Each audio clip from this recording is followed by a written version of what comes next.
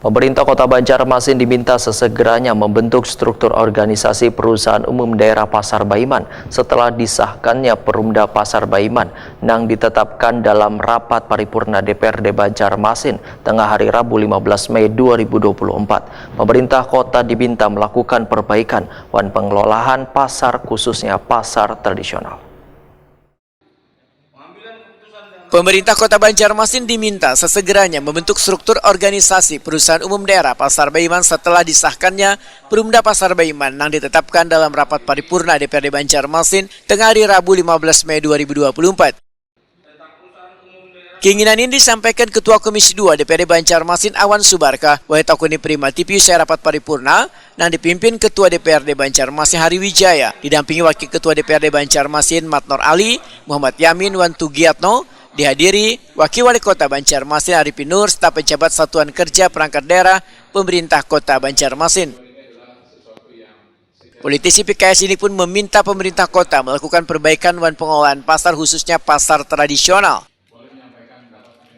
Awan Subarkah berharap Perumda Pasar Baiman ini nantinya kada senasib dengan PD Pasar yang pernah terbentuk beberapa tahun lalu karena sudah ditetapkan perdanya namun kada pernah terbentuk struktur organisasinya sehingga kada bisa berfungsi dengan baik. Ya, kalau dulu sudah pernah dibentuk namanya Perda tentang PD Pasar, perusahaan daerah pasar. Kemudian belum sempat dibentuk struktur organisasi.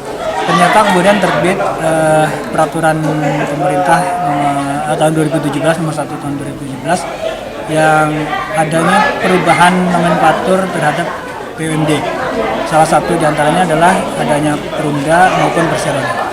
Nah, kemudian untuk PD Pasar ini kita sudah bersepakat di dalam perda, bersepakat antara DPRD dengan pemerintah kota bahwa yang kita bentuk adalah perumda, bukan perseroda. Ini optimis aja lah Pak, ada jalan pun. Ya, kita optimis ya. Tinggal pemerintah kota mudah-mudahan bisa segera menindaklanjutinya. Harapan kita begitu.